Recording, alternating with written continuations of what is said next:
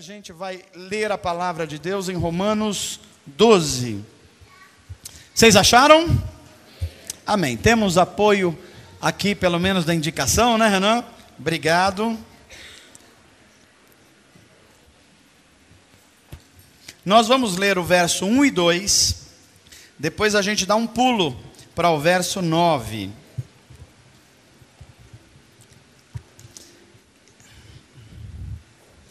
Romanos é para o Novo Testamento aquilo que os estudiosos da Bíblia chamam de o texto essencial do Novo Testamento. Talvez não haja na Bíblia um livro tão profundo como é Romanos. Romanos fala de coisas que a gente compreende por revelação de Deus, mas ele fala de coisas tão profundas também que muitos de nós não conseguem alcançar. E eu sou um deles. Há algumas coisas nesse livro que é tão profunda de revelação de Deus, que eu tenho me ajoelhado diante do Senhor para tentar compreender a profundidade. Mas eu humildemente vou me arvorar aqui, a falar-lhes a palavra de Deus, na ajuda do Espírito Santo, sobre coisas que creio que podem ser transformadoras para a nossa vida. Amém? Romanos 12:1 diz assim a palavra de Deus: portanto, irmãos, rogo-lhes pelas misericórdias de Deus, que se... Queria que você repetisse comigo esse verbo, que se ofereçam em sacrifício vivo, santo e agradável a Deus. Porque esse oferecer-se como culto a Deus é o culto de verdade de vocês. É isso que Paulo está falando. Verso 2: não se amoldem ao padrão deste mundo, mas transformem-se pela renovação da sua mente, para que vocês sejam capazes de experimentar e comprovar a boa, agradável e perfeita vontade de Deus. Verso 9 diz assim a palavra: o amor deve ser sincero. Odeiem o que é mal. Olha que interessante, a Bíblia manda você odiar uma coisa. Odiar o que é mal. E apegue-se ao que é bom. Dedique-se só a você mesmo. Dediquem-se uns aos outros com amor fraternal. Prefira estar nos primeiros lugares da honra. Prefiram dar honra aos outros mais do que a si próprios. Nunca lhes falte o zelo. Sejam fervorosos no espírito e sirvam ao Senhor. Alegrem-se na esperança. Sejam pacientes na tribulação e perseverem na oração. Compartilhe o que vocês têm com os santos em suas... É o que a gente acabou de fazer aqui. E pratiquem a hospitalidade. Abençoe aqueles que os... Ah, pastor, começou a ficar difícil. É para abençoar quem mesmo?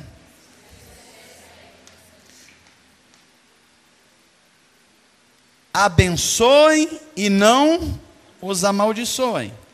Alegre-se com os que se alegram, mas chorem com os que choram. Tenham uma mesma atitude uns para com os outros. Não sejam orgulhosos, mas estejam dispostos a associar-se só com pessoas que têm jatinho. Pessoas que viajam para o Japão dia sim, dia não. O que está escrito aí na sua Bíblia? Isso quer dizer que a gente tem que dar bom dia para o porteiro do prédio? Ah, é? Porteiro também é gente? Taxista? A gente vai achando essas coisas. Olha o verso 17. Não retribuam a ninguém o mal por Chutou a minha canela, o que eu faço? Não chuta do outro. Não é mal por mal. Procurem fazer o que é correto aos olhos de todos. E façam o possível para viver em paz com até gente ruim. Principalmente. Porque o ruim pode ser a gente às vezes. Verso 18. Façam todo o possível para viver em paz com todos. Amados, nunca procurem vingar-se, mas deixem com Deus essa coisa de vingança. Pois está escrito: minha é e eu retribuirei, diz o Senhor. Ao contrário, se o teu inimigo tiver fome, dá um yakisoba para ele. Se ele tiver sede, dele de beber, mas não coca com ratinho dentro. Dá uma coisa saudável para ele. Fazendo isso, você amontoará brasas vivas sobre a cabeça dele. Verso 21. Não se deixem vencer pelo mal, mas vençam o mal com o... Vamos orar? Feche os teus olhos. Pai, obrigado pelo teu Espírito a nos guiar a toda a verdade. O Senhor já nos falou de maneiras tão graciosas e abençoadoras nessa noite. Mas nós oramos para que o nosso coração seja completado de toda a tua verdade nessa noite. Que a gente aprenda a viver de acordo com a tua vontade. Que nós sejamos renovados na nossa mente. Que a gente não tome o padrão do mundo, Senhor, mas que a nossa mente seja uma mente cristã, num mundo cada vez mais caótico e perdido. Pai, nos ajuda a gente apontar os nossos lápis nessa noite, em nome de Jesus, e para a tua glória. Amém. Eu não sei, esse texto que li aqui, ele já falou tanto ao meu coração, que eu nem sei se preciso mais pregar hoje. Falou o teu coração? Eu já saí mais crente aqui, já tomei umas lapadas aqui hoje. Eu não sei se é o seu caso aqui também.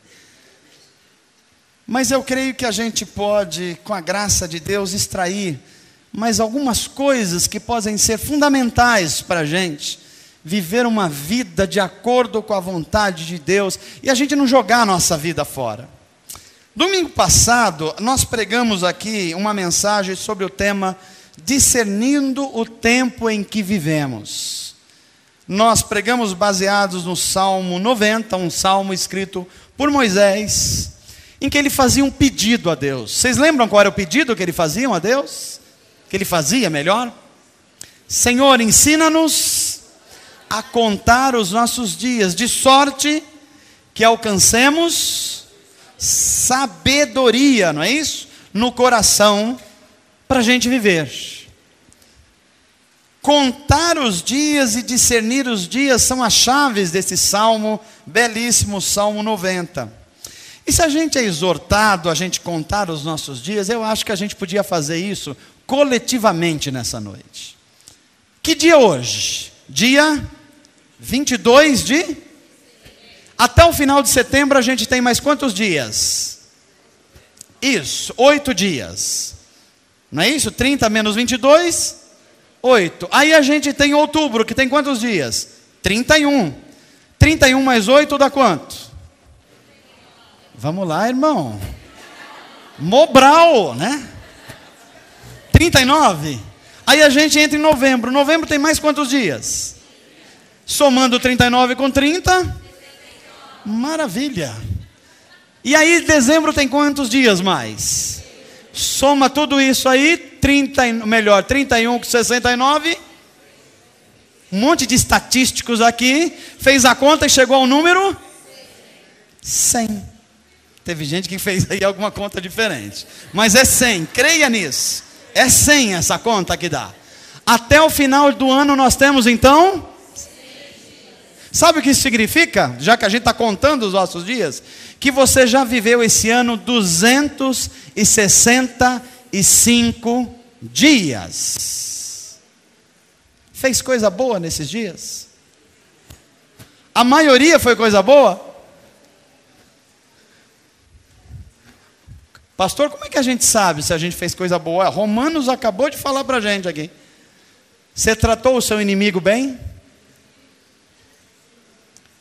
Não teve nem amém, um amém aqui.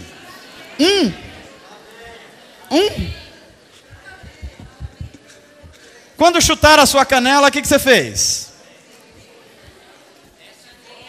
Pastor, falei até umas línguas estranhas com o que eu fiz. O negócio estava quente.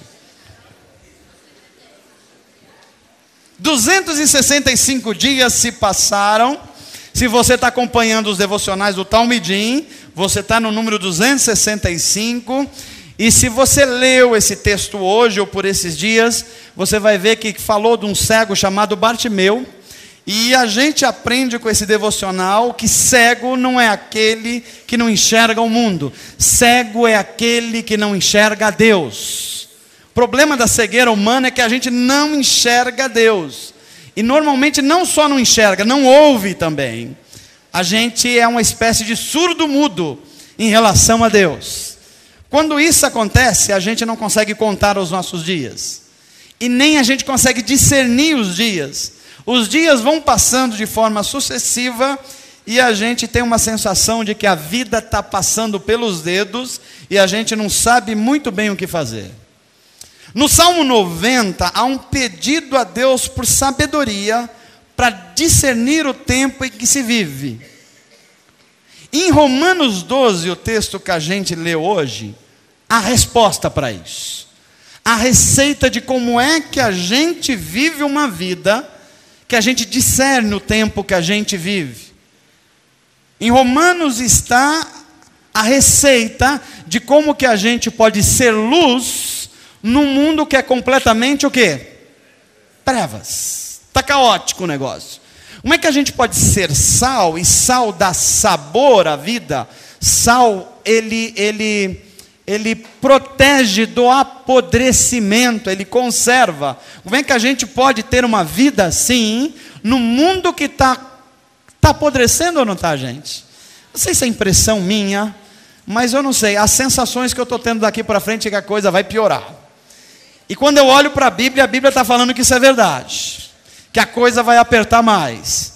E aí a gente precisa ser luz ou não precisa? Precisa ser sal ou não precisa? Senão a gente vai entrar no bolo dessas coisas todas. Romanos 12, ele nos dá um norte, um jeito de como é que a gente pode ser sal e ser luz. A gente pode contar os nossos dias e viver de forma significativa. E aqui vem 3 testes de vida, no que a gente leu aqui. Que cada um de nós tem que colocar esses testes para a nossa vida mesmo e falar, deixa eu ver como é que eu estou. Primeira coisa que Romanos 12 nos ensina é: não se amoldem ao padrão desse. Você entende o que é se amoldar? Se amoldar é tomar a forma, tomar o jeitão.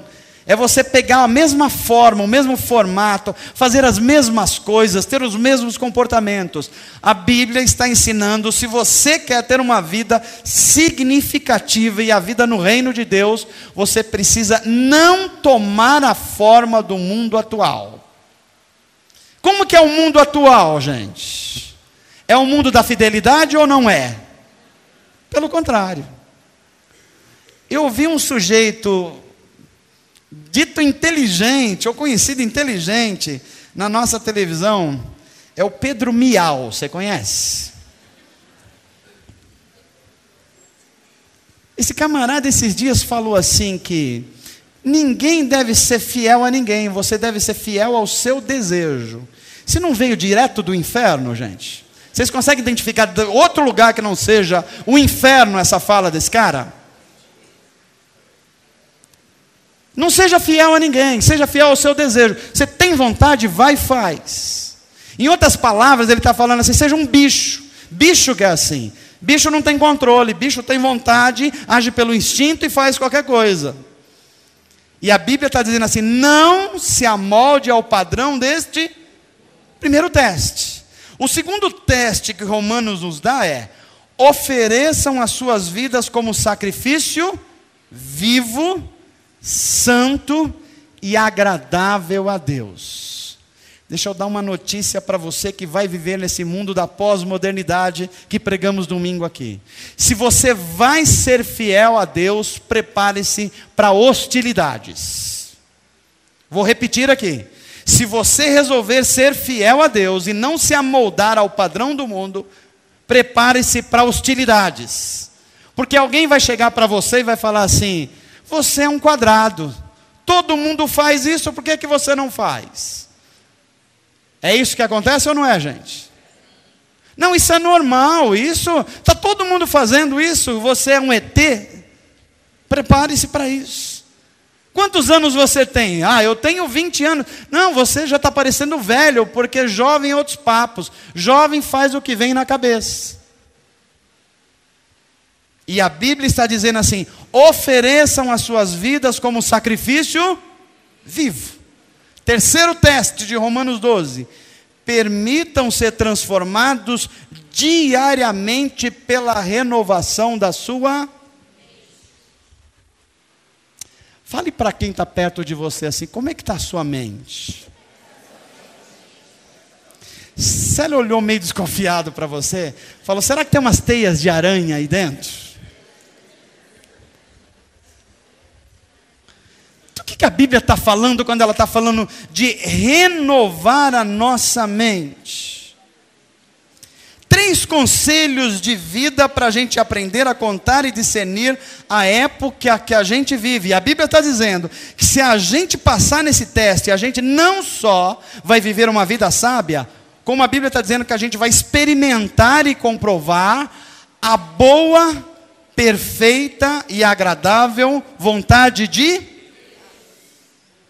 Se a gente não está experimentando essa vontade perfeita, a gente precisa checar. O que é que está acontecendo em relação a esses 3 testes da vida? Será que eu já me amoldei ao padrão do mundo? Será que eu estou fazendo as mesmas coisas? Será que eu acho que a injustiça é comum? Será que eu acho que a infidelidade faz parte do ser humano? Será que eu acho que a vida é dinheiro? Então, será que eu vivo como as pessoas estão vivendo, que é o comum? Esse é o primeiro teste. Porque se a gente estiver vivendo assim, nunca a gente vai experimentar essa vontade de Deus, que é boa, perfeita e agradável. Esses testes, eles vão mostrar que o que é que a Bíblia está chamando de renovação? Renovação é aquilo que é revelado quando se tem vida. Em outras palavras, tudo que tem vida está em permanente processo de renovação. Você quer ver uma coisa?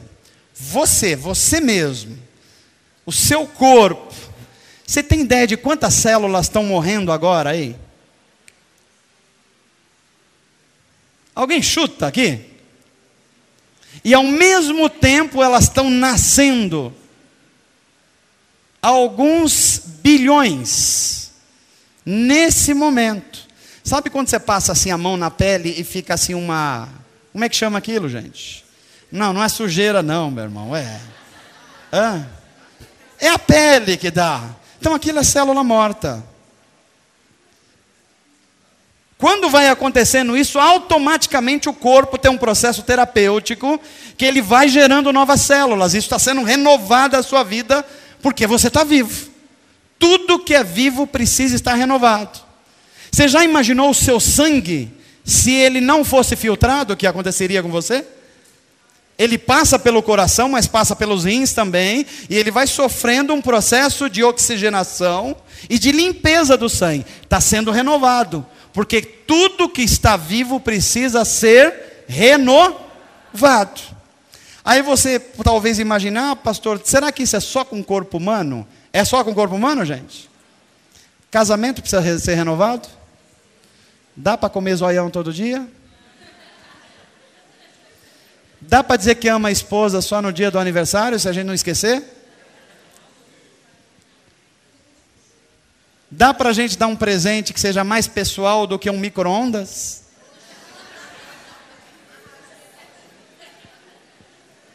A gente fala que vai dar um presente para a esposa, Duda, e dá um micro-ondas. Em outras palavras, não vai para o fogão. Ou senão da máquina de lavar. O que você está dizendo para sua esposa? Esquenta a barriga no tanque, esfria. Não, não é o contrário, né? Isso é renovação? As finanças a gente precisa se renovar?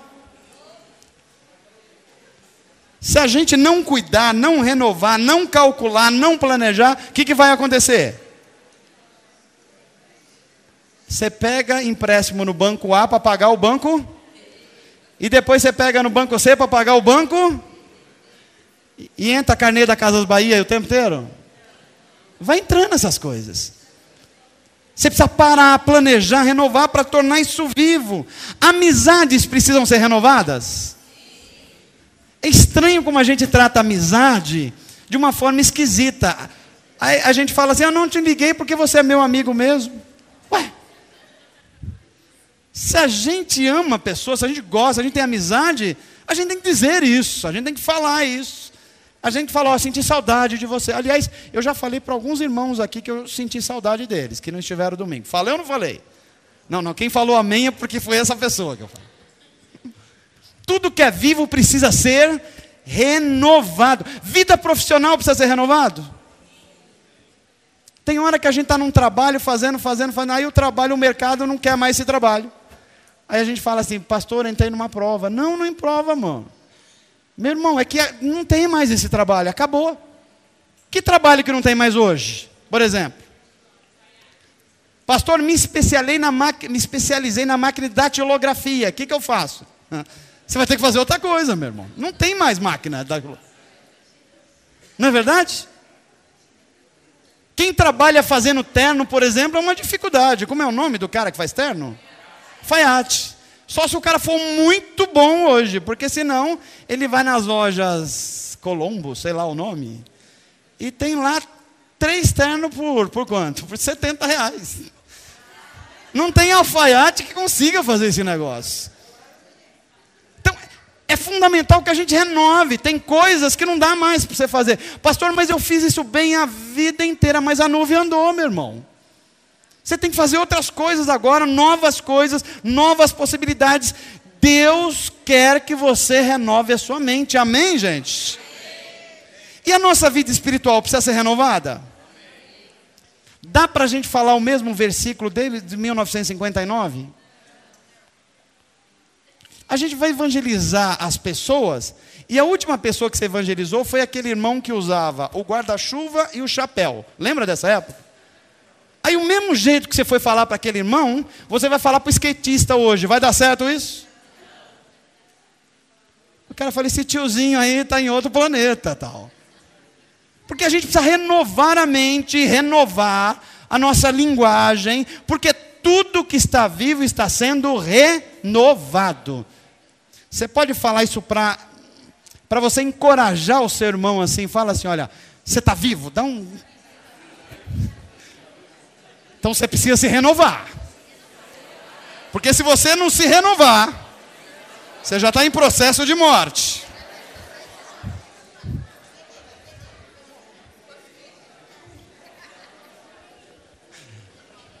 Vai dizer que você viu um semidefunto aí do seu lado? Não. Não pode ser. Tudo que é vivo precisa ser renovado. Humildemente, eu quero seguir o modelo do meu mestre amado Jesus de Nazaré, porque Jesus, ele ensinava verdades espirituais profundas, a partir de exemplos muito simples da vida. Jesus ensinava sobre cuidado a partir de uma ovelha perdida. Jesus ensinava sobre valores a partir de uma moeda perdida. Ele falava de sementes para mostrar o que a gente devia plantar na nossa vida.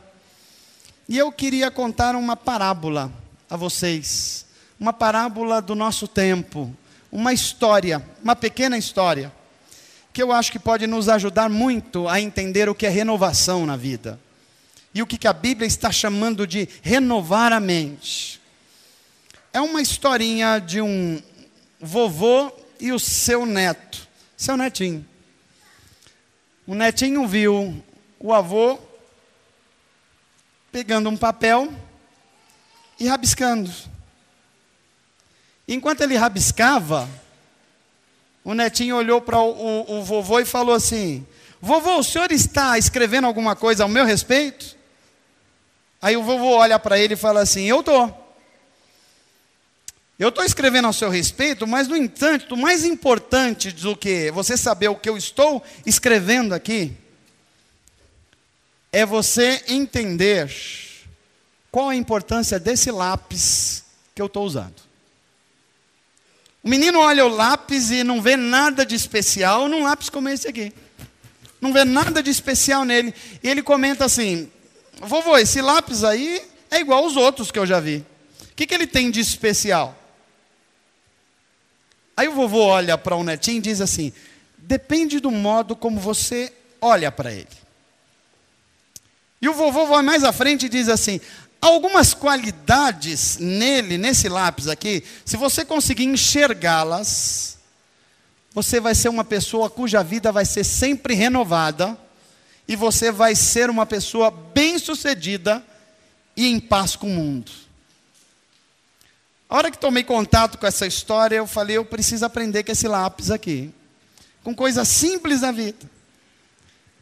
Quais são essas 5 qualidades que foi explicada para esse menino? Eu creio que dá para a gente olhar para as verdades bíblicas e fazer um paralelo do que está acontecendo. O vovô olha para o netinho e fala assim: olha, você pode fazer coisas grandiosas na sua vida, mas você nunca deve se esquecer que existe uma mão que guia os seus passos.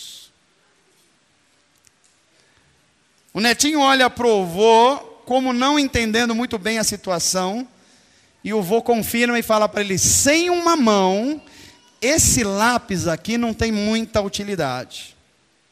E essa é a primeira qualidade que eu vejo aqui como profundidade bíblica, que Romanos 12 está querendo nos ensinar a respeito de umas mais antigas tentações do ser humano, que tem a ver com o pecado original.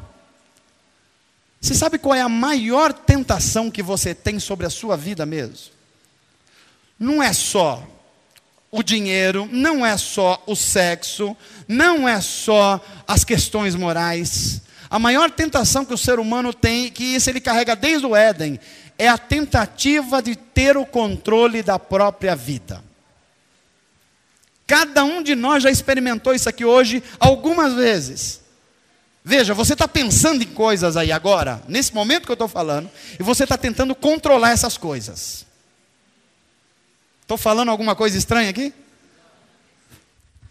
Você está pensando em coisas, você está ouvindo a mensagem, e está falando assim: eu preciso controlar isso, eu preciso dar um jeito nisso, eu preciso cercar esse problema. Isso acompanha a gente desde que a gente é gente, e vem lá do Éden isso. Lá no Gênesis, a serpente enganou Eva com a promessa que se ela comesse do fruto proibido, então ela teria controle de toda a sua vida. Deu certo isso? Deu no que deu. A expulsão do paraíso. E aí o apóstolo Tiago vai nos ensinar que quando a gente acha que ter o controle das coisas é a solução, ele vai dizer assim: toda a boa dádiva da vida vem do Pai das... Sabe as coisas boas que Deus colocou na sua vida? Sabe de onde veio? De uma mão que controla o lápis. Sabe a inteligência que você tem para fazer negócios e ser um excelente profissional? Você é o lápis, mas tem uma mão que controla esse lápis. Se tiver só o lápis, o que vai acontecer? Nada, é exatamente isso, nada. É preciso você entender que tem um Deus que está traçando o seu destino, que está escrevendo a sua história, e Ele está movimentando a sua mão, e a sua vida é o lápis.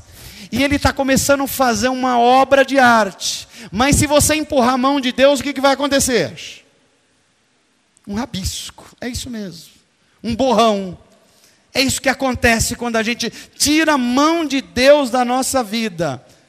Porque a Bíblia está dizendo que Deus é aquele cuja origem, as origens de tudo que é bom vem dele.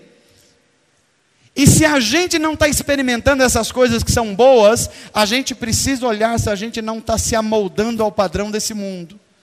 Se a gente não está fazendo com que a nossa vida não seja um sacrifício vivo diante de Deus. Estão entendendo o que eu estou pregando aqui hoje? Então diga assim comigo: Senhor, o que eu fazer de bom, de grandioso, de excelente, eu não devo esquecer que tem uma mão por trás, guiando os meus passos. Essa é a primeira lição que o velhinho dá para o seu netinho. E o netinho fala: que mais, vovô? Tem aí para mim, para eu aprender com esse lápis. Ele diz assim: de vez em quando, você vai ter que parar o que você está escrevendo e usar uma coisinha chamada... Você já entendeu o que está sendo dito aqui?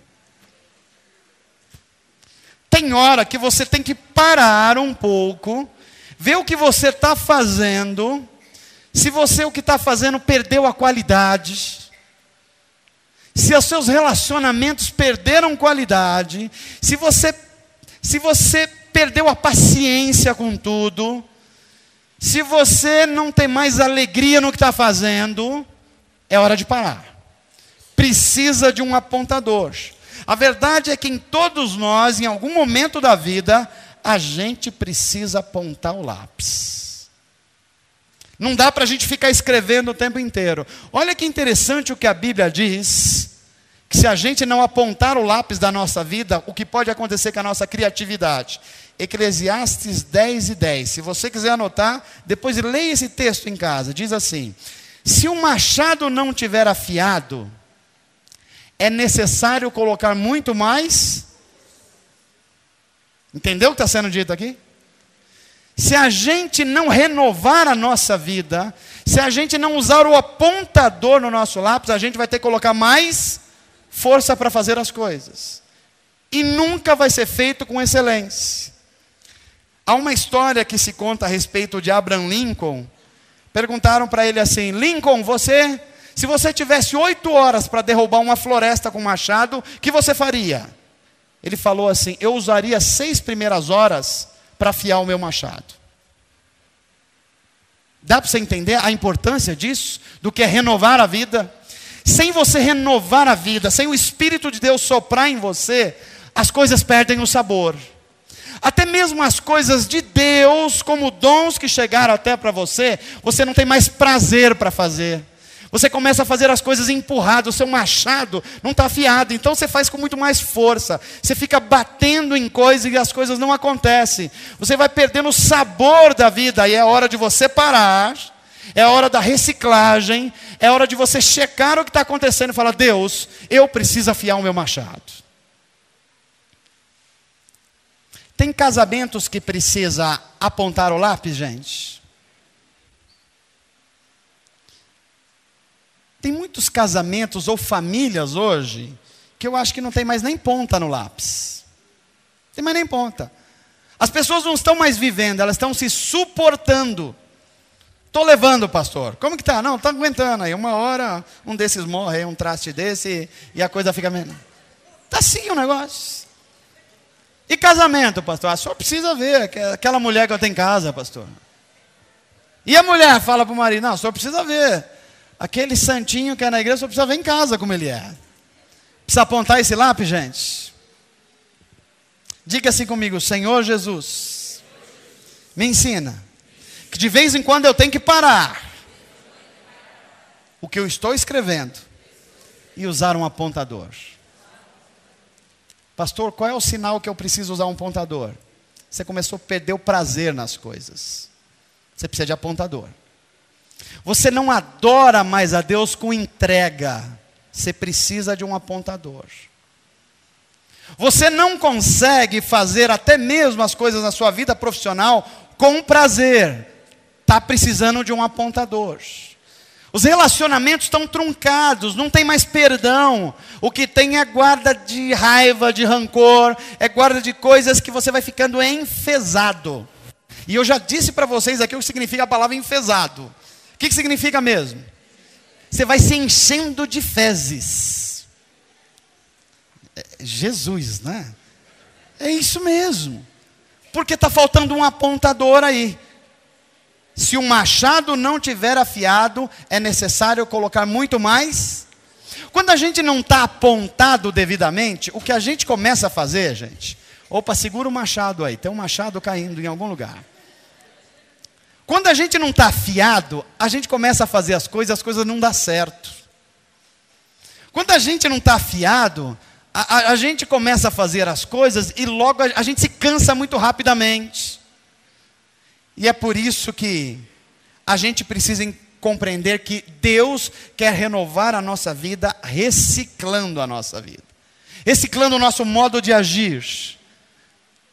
Se uma coisa não está dando certo do jeito que você está fazendo, a coisa mais absurda que você pode fazer é repetir isso, achando que pode vir um resultado diferente.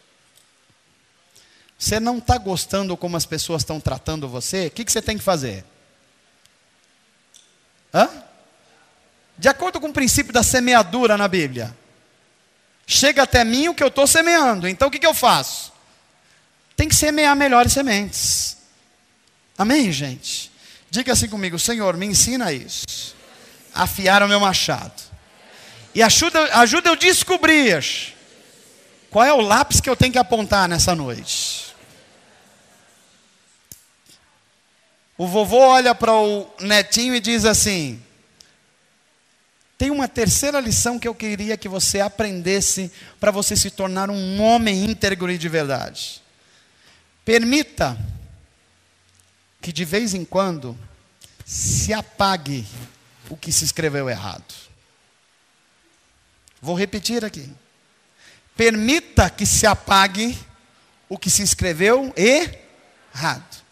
Essa terceira qualidade faz a gente refletir sobre uma coisa que costuma trazer desconforto para a gente.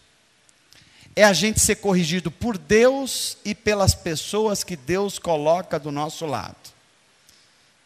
Corrigir as pessoas é bom, gente? Não é não? Não é não? Você não faz isso? E quando você faz, você não tem um sentimento assim: ah, eu disse para ele que ia ser desse jeito. Agora, ser corrigido é bom, gente? Quem aqui que consegue ser corrigido e dar um sorriso gostoso e falar: eu estava mesmo merecendo isso? A gente tem um problema enorme com correção. Só que a Bíblia ensina para a gente que há coisas que a gente escreve na vida que elas precisam ser apagadas, porque foram mal feitas. E para elas serem apagadas, só tem um caminho, o caminho da correção. Ora Deus se utiliza das suas ferramentas mesmo, e ora Deus se utiliza das pessoas para se corrigir umas às outras. E se a gente não permitir que Deus utilize instrumentos para apagar o que foi feito de errado na nossa vida, a nossa vida vai ser um amontoado de rabiscos e borrões. É por isso que eu creio que o Espírito de Deus está aqui hoje como uma grande borracha, para limpar a gente, para apagar o que deu errado, propósitos de vida enganosos, e falar assim: olha, eu estou dando uma folha branquinha para você escrever de novo a sua história. Amém, gente? Vocês estão entendendo o que Deus está nos falando nessa noite? O vovô olha para o netinho e fala assim: tem mais uma coisa que eu gostaria que você soubesse a respeito desse lápis. O que realmente importa, diz o avô, não é tanto a madeira com que esse lápis é feito, mas é o grafite que está dentro dele. Você já entendeu o que está sendo dito aqui? Que às vezes nós colocamos capas na nossa vida e a gente tem uma preocupação elevada de como as pessoas nos veem. Isso é olhar o exterior. Você está olhando para esse lápis aqui, você está olhando um lápis preto, aparentemente bonito, mas você não tem a menor ideia qual é a qualidade desse grafite aqui. E é assim que a gente está sendo olhado e às vezes as pessoas verem a gente sorrindo, mas dentro a gente pode estar o quê? morrendo de tristeza. As pessoas podem olhar para a gente e achar que a nossa família é mais modelo que a dos outros, e a gente gosta de comparar, não é verdade? Uma irmãzinha que não está muito contente em casa porque não recebeu o elogio do macarrão que fez hoje, ela olha para outra família e fala, aquilo que é marido, não. Mas como é que você sabe que é menor? Eu estou olhando a capa. Mas você já sabe o que conhece o grafite? Não, não conhece. A gente só conhece o grafite quando a gente convive. É por isso que tem gente falando assim, eu não vou mais para a igreja. Por quê? Não, porque a igreja tem gente hipócrita. Bem-vindo, você é mais um hipócrita.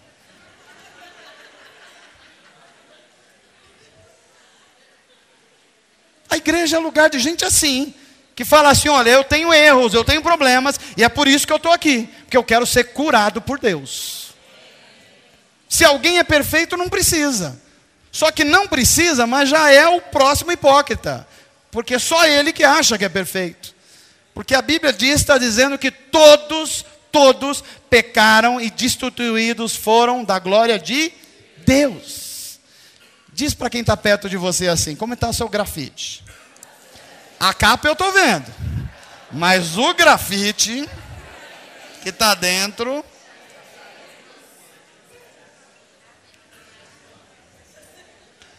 Eu acho que nós vamos terminar esse culto falando, Deus, dá uma olhada no meu grafite aqui que a coisa está meio estranha. Está quebrando a ponta o tempo inteiro. Coisa não está bom não. Quinta qualidade, o vovô olha para o seu netinho e fala assim, olha, para você ser um grande homem, olha que interessante isso, você precisa deixar a marca por onde você passa. Mas é qualquer marca, gente? Uma das coisas interessantes da nossa vida é que por onde a gente passa, a gente deixa uma marca. E uma das coisas mais difíceis para a gente responder é que marca que a gente deixa nos lugares, nas situações. Por exemplo, a última empresa que você trabalhou, que marca que você deixou lá? Ô pastor, sem revelação hoje. Não, eu não estou revelando mesmo, eu só estou falando para você fazer um exame de consciência. Que marca que você deixou lá? Por exemplo, na sua vizinhança, as pessoas que conhecem, que marca é essa que elas conhecem de você? Porque a gente deixa uma marca. Será que tem casa de cristão que toca o funk louco? Que não deixa o outro vizinho dormir? Não, pastor, eu ponho o Cassiane bem alto porque é louvor. Mas meu irmão, é 2 horas da manhã. Não, mas é Cassiane, é louvor, pastor. 500 graus de fogo e poder. É essa marca que a gente deixa? Qual é o legado que a gente está deixando? Por exemplo, na nossa família. Se a gente perguntar para um familiar nosso, o que eles dirão da gente como marca? Pastor, é que o senhor só conhece esse irmão na sua igreja. O senhor viesse aqui em casa, passasse aqui um dia com a gente, o senhor ia ver como o negócio funciona aqui. Que marca é essa? Que legado? Porque a gente tenta pensar em legado como uma coisa depois que a gente morre. Não, depois que você morreu não tem mais legado. O legado é quando você muda de uma situação para outra. Você saiu de uma situação para outra, você deixou um legado. Que legado é esse? As lições desse avô é: você deixa uma marca por onde você passa. Você será conhecido pelas marcas que você deixa. E eu não posso deixar de lembrar as palavras de Jesus, como é que ele define os que são de Deus. Palavras de João, escrevendo as palavras de Jesus, melhor dizendo: nisto vocês sereis conhecidos, olha a nossa marca, como meus discípulos, se vocês amarem uns aos... Percebeu que a gente tem uma marca por onde a gente passa? Se não for essa marca, tem alguma coisa que a gente se amoldou ao padrão do mundo. Se não acontecer essa marca, muito provavelmente a gente não está sendo renovado. E é por isso que eu creio que Deus está nos falando nessa noite. E eu já vou caminhar para o final dessa mensagem, para a gente fazer uma reflexão numa parábola simples da vida. Queria que você levantasse a sua mão assim comigo e dissesse assim: Senhor Jesus, há coisas tão simples e tão profundas que eu preciso aprender. Aponta o meu lápis nessa noite. Renova a minha vida. Porque eu aprendi que tudo que não está sendo renovado já está em processo de morte. E eu não quero isso. Eu também aprendi que eu deixo uma marca. E a marca que eu quero deixar não pode ser um borrão, não pode ser um rabisco. Precisa ser uma obra de arte. Constrói isso em mim, com teu Espírito Santo. Me ajuda a aceitar correção, quando o Senhor estiver apontando o meu lápis. Me ensina que eu sou apenas um lápis, mas é a tua mão que constrói a minha vida e o meu futuro. Me ensina que não é o exterior, é o grafite, é o que está por dentro, que precisa ser tratado. Faz isso em mim, em nome de Jesus, para a glória de Deus. Amém, gente? Deus falou ao teu coração? Amém. Que áreas da sua vida que precisam ser apontadas o lápis? Que Deus fale aí dentro de você, em nome de Jesus e para a glória de Deus. Amém. Amém.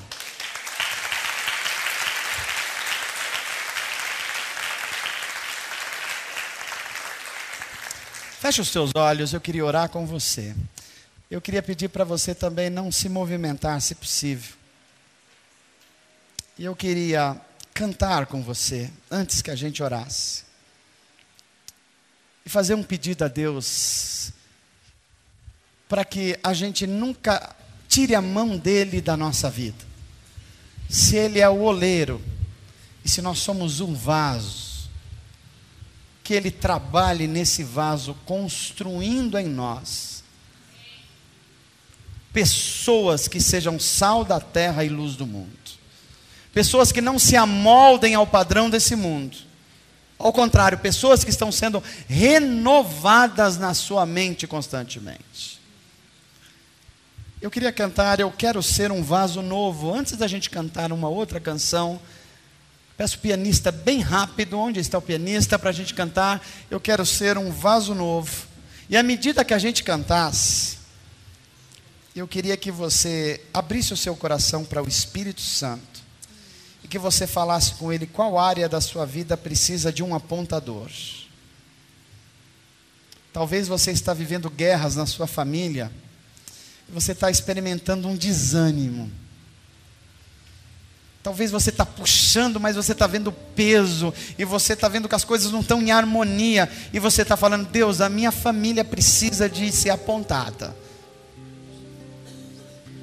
Talvez, no meio da sua caminhada espiritual, você identificou que tem algumas coisas borradas, foram feitas com rabiscos, e você quer muito que o Espírito Santo de Deus passe uma borracha nisso. Lave com o sangue do Cordeiro e te dê a oportunidade de construir uma nova vida, renovada, em que você tem uma folha em branco de novo. Qual é a área da sua vida que precisa ser apontada ou ser apagada, para que o grande oleiro reconstrua de novo esse vaso? Queria que você falasse com Deus, você mesmo, e falasse: Deus, que áreas da minha vida precisam ser reinventadas?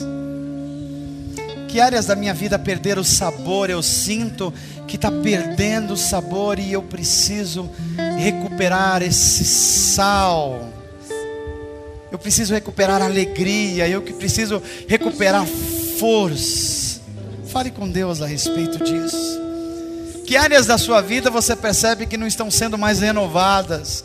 Pelo contrário, elas começaram um processo de desintegração, um processo que você sente que caminha para a morte. Fale com Deus hoje que Ele quer interromper esse processo de morte. Ore ao Senhor, fale com eles. Abre o seu coração, abre a sua voz. Para isso você precisa de coragem. Porque se você não tiver coragem, não vai ser possível que Deus transforme você, renove você, faça pulsar vida de novo em você. Porque a Bíblia diz que Deus resiste ao soberbo, mas Ele dá graça ao humilde, ao quebrantado, aquele que se abre, aquele que fala: Senhor, eu reconheço que eu preciso ser apontado, eu reconheço que tem coisas que precisam ser apagadas em mim, eu reconheço que às vezes eu estou tentando controlar a minha vida como um lápis, que não tem a mão do grande oleiro. Fale com Ele a respeito disso. Olha aqui para mim, deixa eu dizer uma coisa para você. Deus só pode fazer isso se houver um processo de entrega, que você rasgue o seu coração diante de Deus. Enquanto isso não acontecer, prepare-se para você dar machadada na vida e ficar cada vez mais pesado, e você experimentar desânimos, até que chega um momento que você, diante de Deus, você fala assim: Deus, chega, eu não vou tentar mais sozinho, eu quero que o Senhor tome a minha vida, eu quero que o Senhor corrija o que precisa ser corrigido, eu quero que o Senhor aponte cada área da minha vida que precisa ser apontado. Quando isso acontecer, acontece aquilo que a Bíblia diz: rios de água viva vão fluir do seu interior, porque o processo de Deus começou. Não é mais religião, não é mais um encontro social, é vida nova de Deus que está fluindo em você. Aí você vai experimentar coisas incríveis na sua vida. Você vai se pegar indo trabalhar no carro, e daqui a pouco você pensa nas coisas de Deus e está chorando, e você nem sabe por que está chorando, é porque o Espírito de Deus está agindo em você. Você olha alguém sofrendo, o Espírito de Deus te impulsiona. Quando você vê, você já chegou para falar, porque agora você está sendo impulsionado pelo Espírito de Deus. Você foi apontado por Deus. Você começa a ter oportunidades de Deus para falar a outras pessoas que você nunca teve, porque chegou renovação de Deus na sua vida. Amém, gente? Eu quero terminar esse culto cantando ao Senhor, mas eu tenho sido tocado pelo Senhor para esse tempo nosso, de que a gente não se acostume mais com a religião de domingo, que haja um posicionamento de cada cristão, de falar assim: eu sou um filho de Deus, e se eu não estou experimentando ainda as coisas que a Bíblia diz que eu tenho que experimentar, é porque talvez eu preciso olhar de novo para que diz Romanos 12, ver se eu não me amoldei ao padrão do mundo, ver se a minha fé não está racional demais. Talvez você tenha 20 anos de cristão, 30 anos, 40, e veja se você chorou na presença de Deus. Quando foi mesmo isso? Se isso não está acontecendo, talvez você esteja com um lápis muito bonito, mas dentro não tenha nem grafite mais, está oco. Estão entendendo o que eu estou falando aqui, gente? Vamos falar com Deus a respeito disso? Fecha os teus olhos. Pai, nós vamos terminar esse culto, estamos preparando para ir para as nossas casas, mas eu creio que o Senhor nos falou de uma forma especial nessa noite, mais uma vez.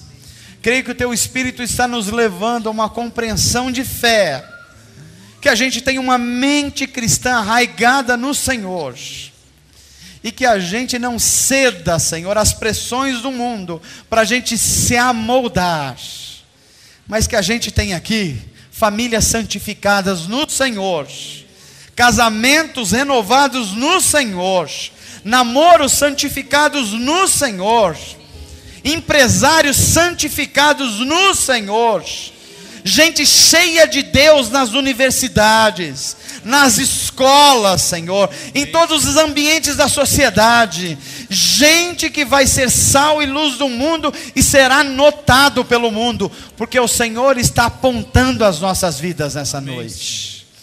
Faz isso, Pai, em nome de Jesus e para a glória de Deus. Amém. Queria que você falasse profeticamente para a pessoa que está perto de você. Não deixe de fazer isso não, faça até para mais de uma pessoa. Diga assim: Deus está nos apontando nessa noite. Você entendeu as áreas da sua vida que precisam ser apontadas? Tem umas que inclusive precisam ser apagadas, para que Ele construa de novo. Seja renovado em nome de Jesus. Receba a vida e vida abundância do Senhor. Renovem a sua mente. Não se amolde ao mundo, porque a esses a palavra do Senhor diz: ser fiel até a morte, e dar-te-ei a... Deus tem isso para você. Amém?